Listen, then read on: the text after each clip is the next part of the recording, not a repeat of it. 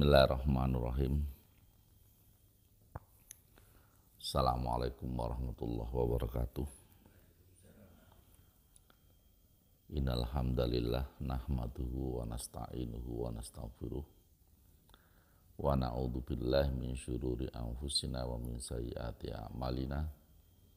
May yahdihillahu fala mudhillalah wa may yudlilhu fala hadiyalah. Asyhadu an la ilaha illallah wahdahu la syarikalah wa asyhadu anna Muhammadan abduhu wa rasuluh. Allahumma sholli wa sallim ala sayyidina Muhammadin wa ala alihi wa sahbihi ajmain. Usikum wa nafsi bitaqwallah faqad fazal muttaqun amma ba'd. Bapak-bapak sekalian rahimakumullah, pada pagi ini marilah kita bersyukur kepada Allah Subhanahu wa taala karena atas perkenannya dan atas rahmatnya kita bisa hadir pada majelis Sabtu pagi. Mudah-mudahan kehadiran kita ini ada manfaatnya dan marilah kita syukuri kenikmatan Allah ini dengan sebaik-baik dan sebenar-benar syukur kepadanya. Yang kedua, Fatihullah,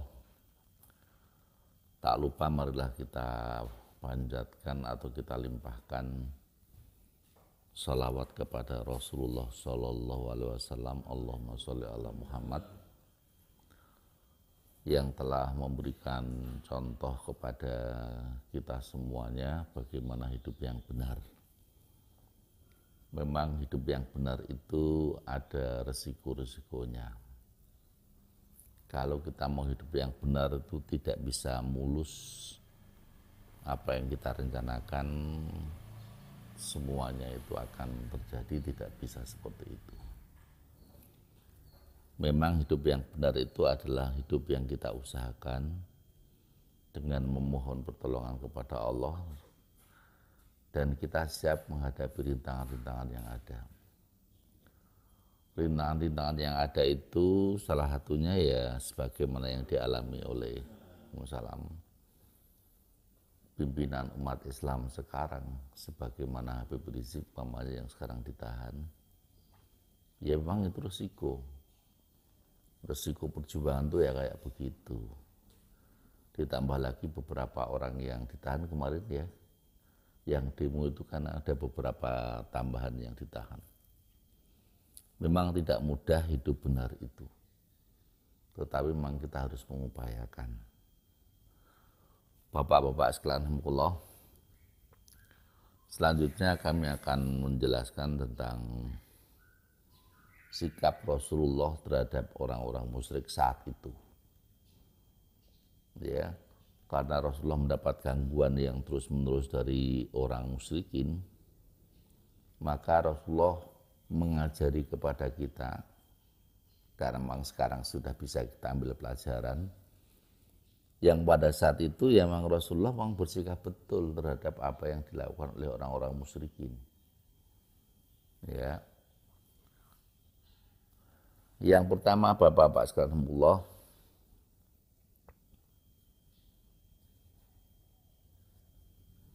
karena memang Rasulullah itu dibimbing oleh Allah Subhanahu wa taala, maka salah satu tindakan yang dilakukan Rasulullah sebagaimana dalam surat Yunus ya, ayat yang ke-108,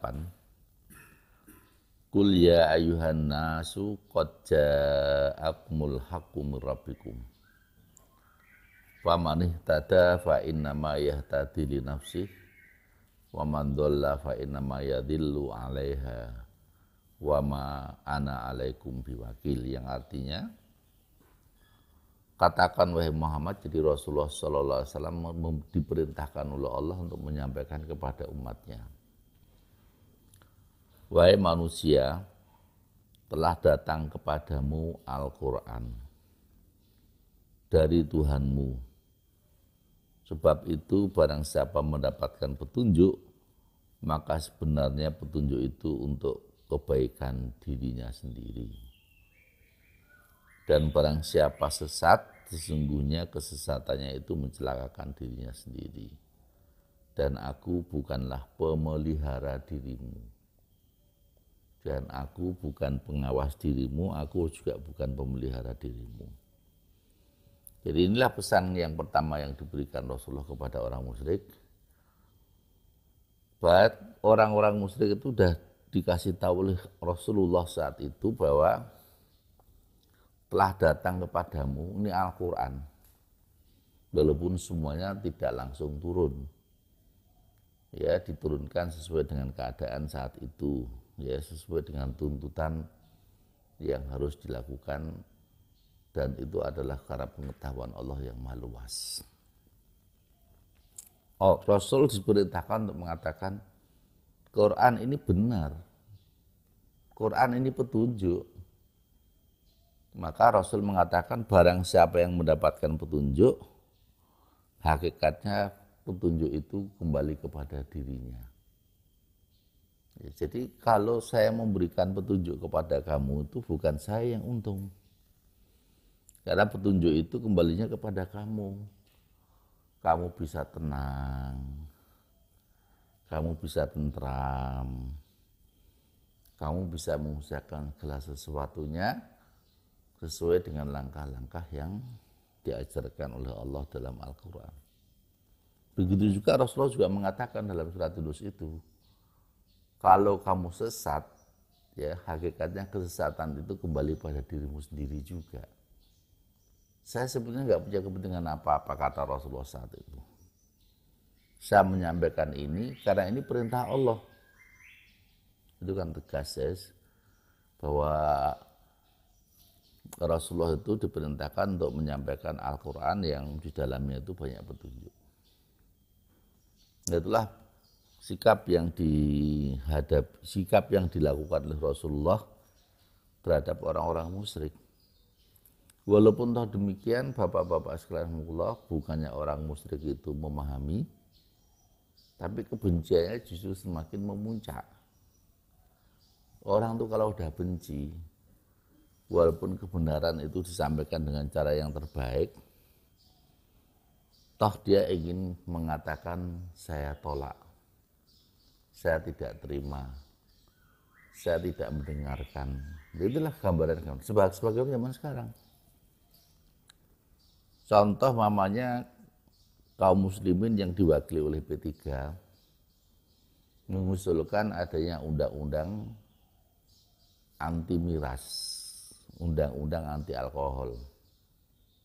Ya itu kan sebenarnya untuk kepentingan bangsa Indonesia. Alkohol itu masih diperkenankan untuk orang-orang tertentu. Ya, pada hotel-hotel yang berbintang 5, yang penghuninya adalah turis-turis asing yang orang Indonesia nggak mungkin bisa menghuni bintang 5 mamanya. Itu dikasih kesempatan, tapi nggak boleh orang itu jual alkohol sebagaimana sekarang ini. Orang bisa mabuk di jalanan dan seterusnya. Tapi toh demikian alkohol itu nggak dibahas oleh mereka, nggak tertarik membahasnya. Walaupun itu nasihat yang baik sekali, tapi itu tidak menurut mereka itu tidak menguntungkan, tidak akan membesarkan partai mereka.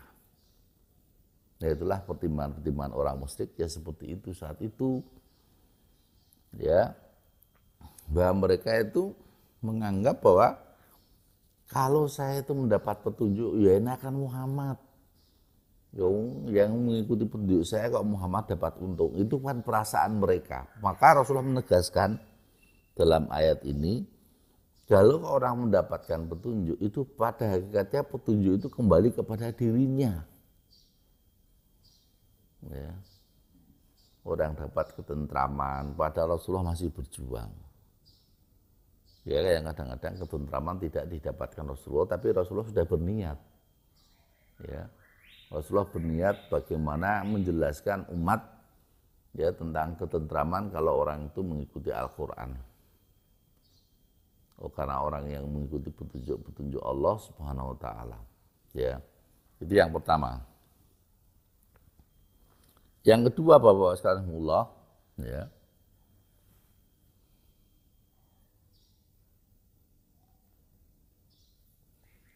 Rasul pun menegaskan, ya sebagaimana qul ya ayyuhal kafirun dalam surat Yunus, ya surat yang ke-10 ayat 104, itu Rasulullah juga mengatakan nek kowe ra gelem begamane, nek kowe ra gelem ngrungokke aku, ra gelem tak kandhani, ya wis aku ora bakal nyembah apa yang kamu sembah. Saya tetap akan menyembah Tuhan saya yang satu. Jadi Rasulullah tidak terpengaruh, ya, bahwa dia masih punya prinsip memang la ilaha illallah, itulah prinsip utamanya. Jadi Bapak sekalian Allah,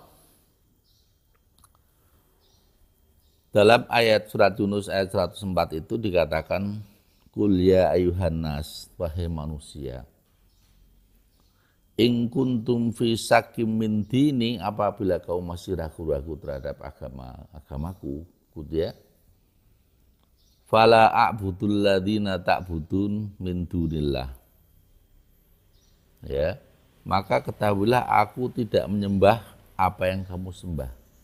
Itu kan sama, ya, wala ana abudum ma'abatum, ya,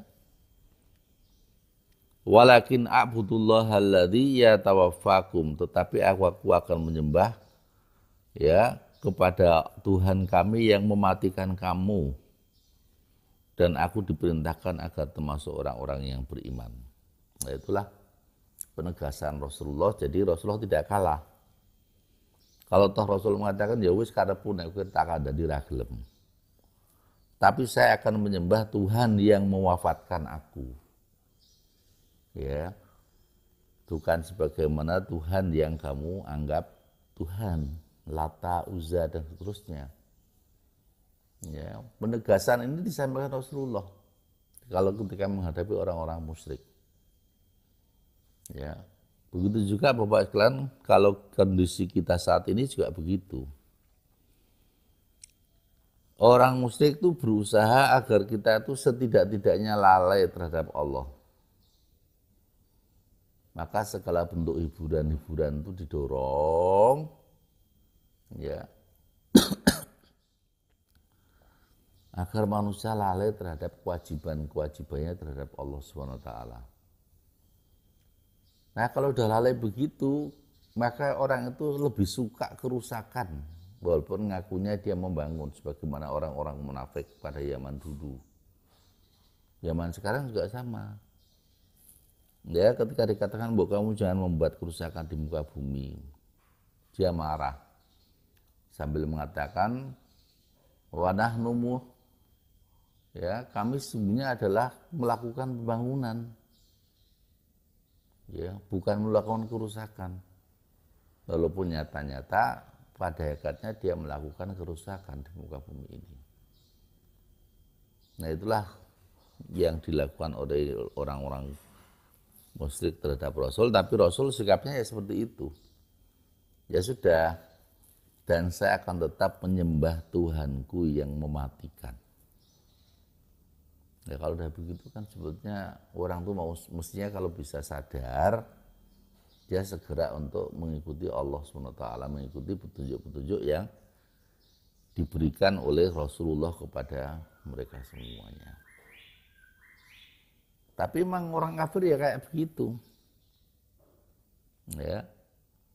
Kelihatannya ada tembok pembatas. Ya. Kalau ada suara itu disampaikan ini loh kebenaran, sampainya ke kuping mereka ini loh kebatilan. Kalau disampaikan ini loh kebatilan, sampainya ke kuping mereka inilah kebenaran. Lainnya kayak begitu kadang-kadang. Ya.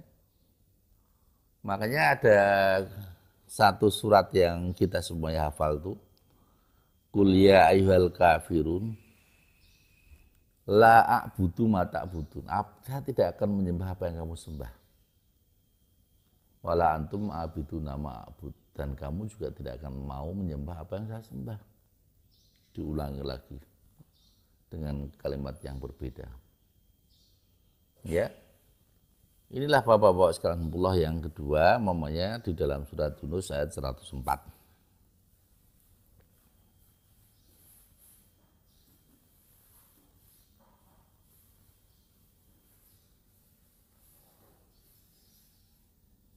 Ya, apalagi Rasulullah SAW itu ketika menyampaikan itu kepada umatnya, beliau menyampaikan, saya sekedar menyampaikan. Saya itu adalah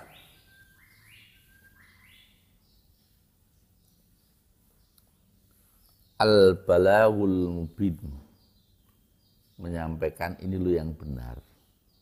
Ya. Makanya saat itu ya Rasul tidak melakukan pemaksaan. Ya silakan orang memilih agama. Tapi saya sudah memberikan petunjuk sejak dari awal. Kalau kamu ikuti yang semacam ini, ya kamu akan seperti ini. Ya sebagaimana Allah juga sama. Sudah memberikan peringatan yang cukup banyak kepada kita. Ya sebagaimana contoh mamanya dalam surat Yasin, ketika Allah mengatakan al-yauma nahtimu, ketika nanti itu mulut kamu tuh dikunci oleh Allah. Tidak bisa ngomong, walaupun kepengen ngomong, tidak bisa ngomong. Ayat 61 kalau nggak 63 itu. Ya. Yang ngomong siapa? Tangan itu nanti yang akan ngomong. Tangan-tangan itulah yang akan ngomong dan kaki akan membenarkan omongannya tangan itu. Ya. Nah semacam itu, itulah kasih sayang Allah kepada kita. Bahwa peristiwa ini itu akan terjadi kelak di akhirat nanti. Tapi sudah disampaikan oleh Allah jauh-jauh hari. Agar manusia juga menyadari. Jadi kalau besok itu betul-betul tidak mampu berbicara, tidak usah kaget. Saya kan sudah menyampaikan pada zaman dulu. Ya. Nah semacam itu contohnya. Ya bagaimana juga setan juga memberikan pengakuan. Juga sama, itu kasih sayang Allah. Peristiwanya itu masih akan terjadi di akhirat kelak. Tapi jauh-jauh hari sudah diberitahukan Allah kepada kita. Bahwa setan itu besok akan ngaku begini. Ya. Tapi manusia itu nggak mau percaya kalau diberitahu sekarang. Ya, itulah kedunguan orang-orang kafir, kedunguan orang-orang munafik. Ya.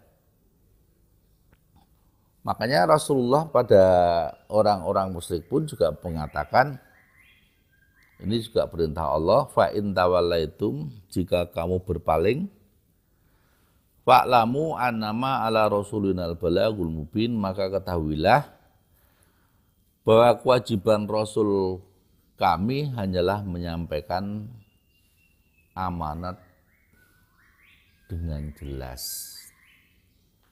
Ya, maka hadis-hadis Rasulullah yang menjelaskan ayat-ayat Allah itu juga sudah cukup jelas sebetulnya. Ya, kalau kita rajin membaca, mendengarkan tanpa ada perasaan benci kepada Rasul, tanpa ada perasaan jengkel kepada Rasul, ya kita mesti akan mendapatkan banyak informasi. Ya. Hanya memang kalau kita sudah mulai harus mengambil hukum, maka bertanyalah kepada ulama. Karena memang tidak semua orang bisa mengambil hukum. Sebagai contoh, kewajiban sholat berjamaah. Itu kan dari 4 mazhab yang menggunakan yang berpendapat itu wajib ain, itu hanya pada Imam Ahmad saja.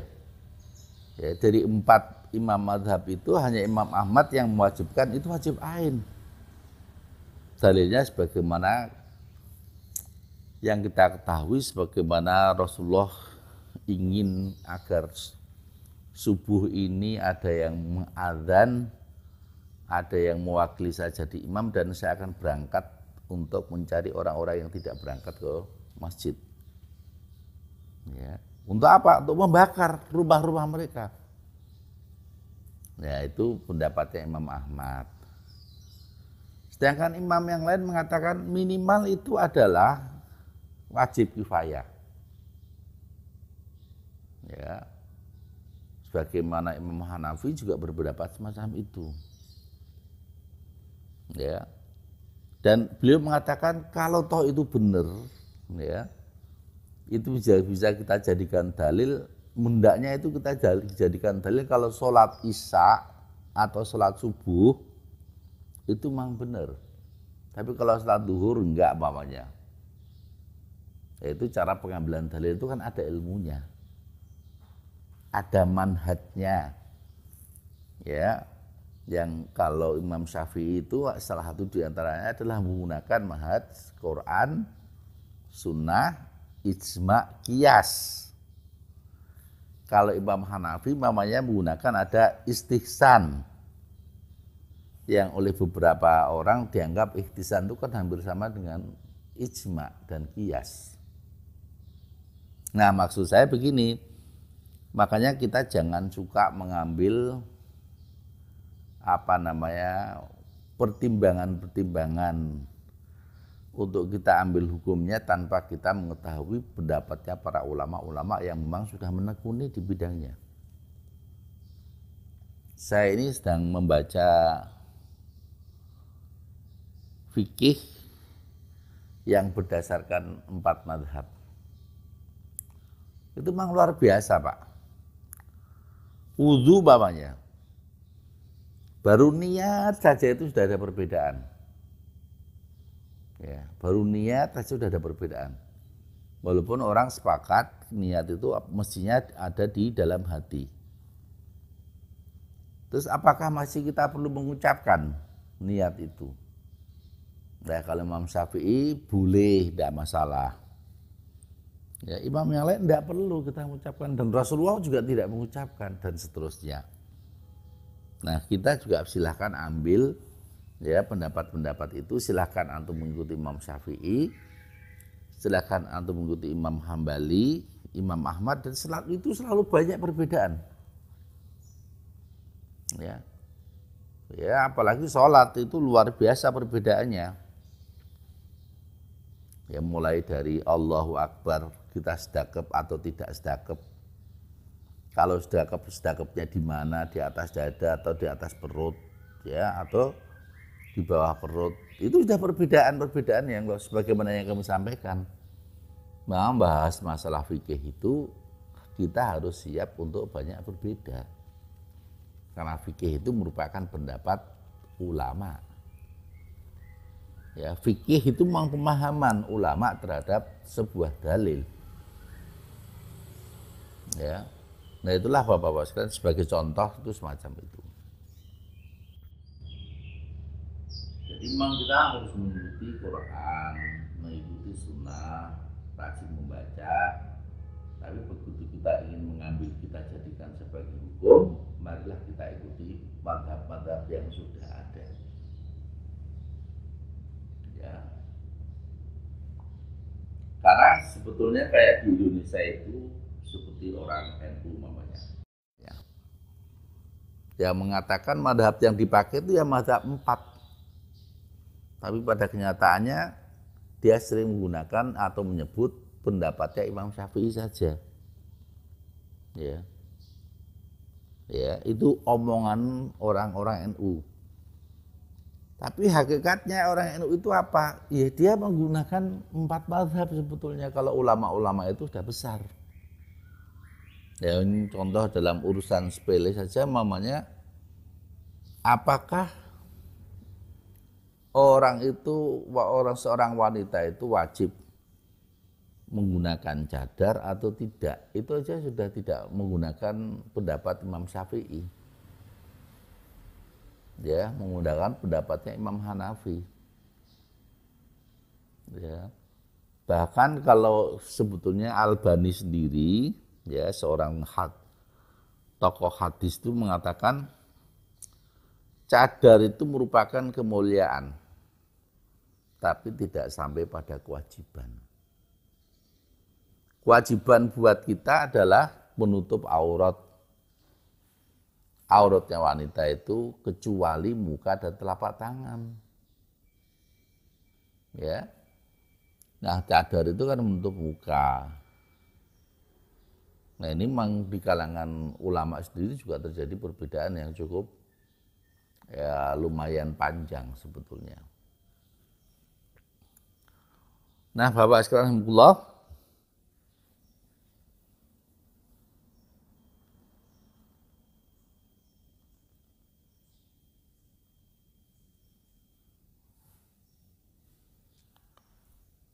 ketika Rasulullah menghadapi orang musyrik yang tidak mau taat, namanya tidak mau taat kepada Allah dan tidak mau taat kepada Rasul, maka Rasul itu selalu mengatakan kewajiban kami adalah menyampaikan apa yang disampaikan Allah kepada kami untuk kamu. Ya, sebagaimana ini digambarkan oleh Allah dalam surat An-Nur ayat 14 ayat 54.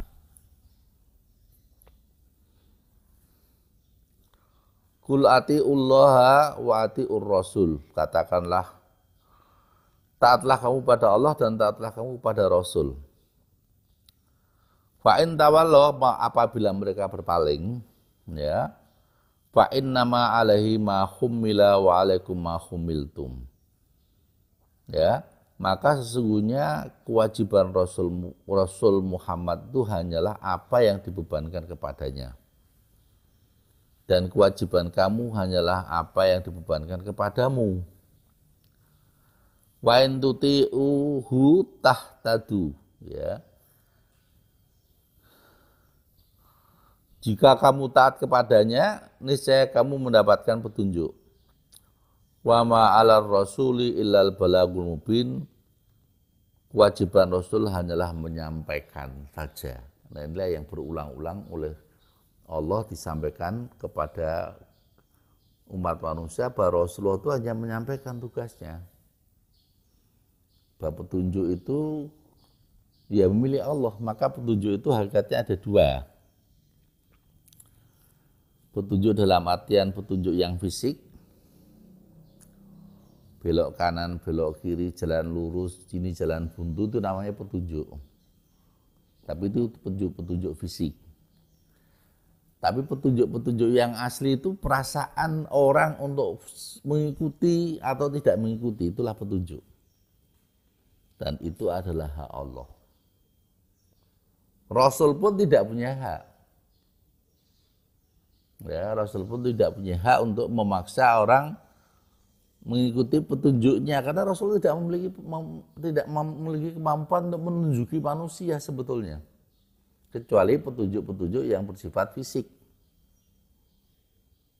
Ya, Bapak sekalian Allah. Maka yang keempat, sebagaimana Al-Baqarah ayat 272, laisa 'alaika hudahum walakinnallaha yahdi may yasha, yang artinya bukanlah kewajibanmu Muhammad menjadikan mereka itu mendapatkan petunjuk. Jadi Rasulullah itu tidak punya kewajiban agar manusia-manusia itu mendapat petunjuk dari Muhammad. Tetapi Allah lah yang akan memberikan petunjuk sesuai dengan apa yang Dia kehendaki. Ya, dan dalam ayat yang lain juga cukup jelas sebetulnya memang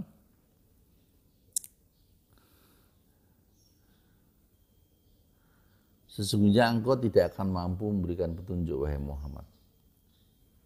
Tapi Allah lah yang akan memberikan petunjuk kepada siapa yang dikehendaki. Makanya Bapak sekalian rahimakumullah, ada orang kampung, orang tuanya berbuat dosa banyak, berbuat dosa besar. Tapi Allah ingin memberikan orang kampung tersebut petunjuk, ya melalui orang itu umpamanya. Ya orang itu walaupun dia dalam lingkungan yang buruk, dia masih mendapat petunjuk. Akhirnya dia mendapat petunjuk betul. Sebagaimana orang yang di lingkungan orang-orang baik, mamanya bapaknya kiai, pakliknya kiai, lingkungannya adalah orang-orang yang menyampaikan kebenaran Al-Quran. Tetapi Allah tidak akan memberikan petunjuk kepada orang itu. Ya akan buktinya juga ada orang yang keturunannya kiai-kiai yang tidak bisa lurus hidupnya sesuai dengan petunjuk-petunjuk Al-Quran dan Sunnah. Ya, nah itulah yang menjadikan bahwa wahai Muhammad, ya, engkau tidak punya kewajiban memberi petunjuk kepada mereka. Ya. Lalu kewajibannya siapa? Allah lah yang memberikan petunjuk kepada siapa yang dikehendaki. Ya, apakah seluruh orang Arab itu orang yang mendapat petunjuk? Ya enggak juga. Buktinya ada Abu Lahab, ada Abu Jahal, ada orang kafir musyrik Mekah itu jelas orang Arab. Atau sebaliknya, apakah orang yang bukan Arab itu mesti bukan orang yang tidak mendapat petunjuk? Enggak juga. Ada orang Indonesia, ada orang Cina, ada orang Jepang, walaupun sederhana dia mendapatkan petunjuk dari Allah SWT. Ya, maka dari itu kita tidak boleh mengukur petunjuk dengan ukuran kebangsaan. Orang Indonesia itu selalu orang yang mendapatkan petunjuk. Tidak bisa juga. Orang Indonesia itu ada LB Murdani, ya ada Hendro Priyono yang dulu membunuhi banyak kaum muslimin. Ya, tentunya orang yang kayak begini bukan orang yang mendapat petunjuk. Orang yang tidak mendapat petunjuk itu kadang-kadang ya nggak malu, Bapak sekalian. Nggak malunya itu ya kayak begini mamanya. Dia itu dibiayai hidupnya oleh rakyat. Mulai dari pakaiannya, sepatunya, pangkatnya, ya, itu yang biayai rakyat. Tapi begitu dia sudah berada di tengah-tengah rakyat, dialah yang membunuh rakyat. Nah, logika ini apakah cocok buat kita? Tentu tidak cocok. Nah, orang yang kayak begini namanya orang yang tidak mendapat petunjuk. Kalau dia sadar, tentunya dia akan berbuat baik. Mengingatkanlah dengan cara-cara yang terbaik. Sekarang itu kondisinya juga seperti itu, ya. Oleh karena itu, Bapak-bapak sekalian, marilah kita sadari kalau kita itu ingin berbuat baik itu tentunya ada gangguan-gangguannya. Ya, ada gangguan-gangguannya. Yang gangguannya ada gangguan yang ringan, ada gangguan yang sedang, ada gangguan yang sangat berat. Dan sekarang semuanya sudah nyata. Ya, kaum muslimin sebagian sudah merasakan betul berjuang di Indonesia itu ternyata juga tidak gampang. Padahal kaum muslimin itu punya keyakinan bahwa Indonesia itu dulu dilahirkan oleh orang-orang Islam. Ya, tapi sekarang ya dengan kata lain, kata Habibie, penjara itu mestinya untuk orang penjahat-penjahat itu yang memenuhinya. Bukan dipenuhi oleh para ulama-ulama. Nah, kalau ulama sudah di penjara, itu persis bagaimana Pak Yaman dulu ketika Pak Hamka sudah dilarang bicara. Padahal dia orang alim. Nah, kalau gitu gimana sih caranya kita ini kalau umpamanya dalam kondisi yang seperti ini? Dalam kondisi yang seperti ini yang paling bagus siapa yang dilakukan oleh Anies Baswedan itu. Anies Baswedan itu kan mengatakan kalau ada orang yang berbeda dengan kami, itu berarti dia lawan bicara yang baik buat kami. lawan bicara yang baik buat kami, karena dia memberikan masukan-masukan. Ya, jangan setiap masukan yang keras. Ya, maka saya herannya Pak Anies Mata tuh berani menghadiri acara yang dibuat oleh mereka. Ya, dengan mengatakan selamat malam pada orang-orang yang selama ini tidak suka terhadap saya. Ya, dia berani. Ya, karena dia punya prinsip. Ya, bahwa lawan seburuk apapun itu tentunya dia masih punya kebaikan-kebaikan yang barangkali bisa diserap. Maka tidak ada satupun tokoh yang dipenjarakan oleh Pak Anies Baswedan. Ya karena salah satu kebijakannya itu. Nah di luar itu kadang-kadang ya sebagaimana yang dilakukan oleh orang sekarang ini.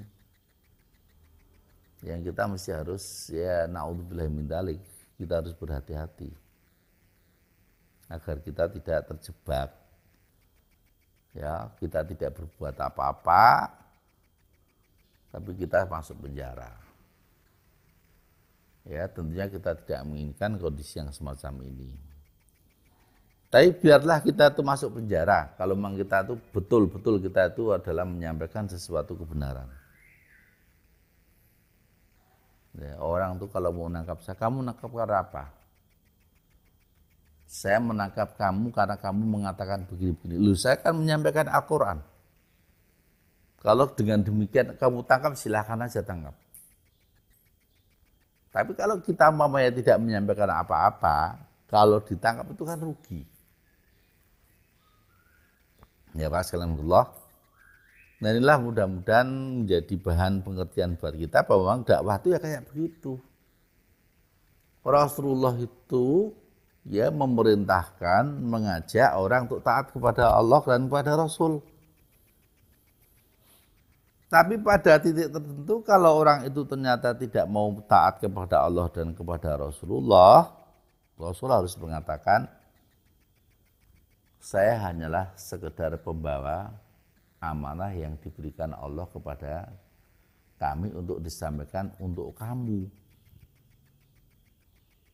Dan pada titik tertentu juga kita mengatakan, saya tidak punya kewajiban untuk memberikan petunjuk kepada kamu. Yang memiliki kewajiban untuk memberikan petunjuk pada kamu itu adalah Allah. Yahdi may yasha. Allah memberikan petunjuk siapa yang dikehendaki, ya. Wa yaghfiru may yasha, dan Allah mengampuni kepada siapa yang dikehendaki. Wa yu'adzibu may yasha. Allah memberikan azab kepada siapapun yang dikehendakinya. Ya inilah Bapak-Bapak sekalian Allah, penjelasan saya terkait dengan sikap Rasulullah terhadap orang-orang musyrik yang saat itu hidup di sekitar Rasulullah Sallallahu Alaihi Wasallam. Ya, saya rasa itu yang dapat kami sampaikan. Mari kita akhiri jumpa kita dengan doa kafaratul majlis. Subhanakallahumma wa bihamdika asyhadu an la ilaha illa anta astaghfiruka wa atubu ilaik. Astaghfirullahaladzim. Wassalamualaikum warahmatullahi wabarakatuh.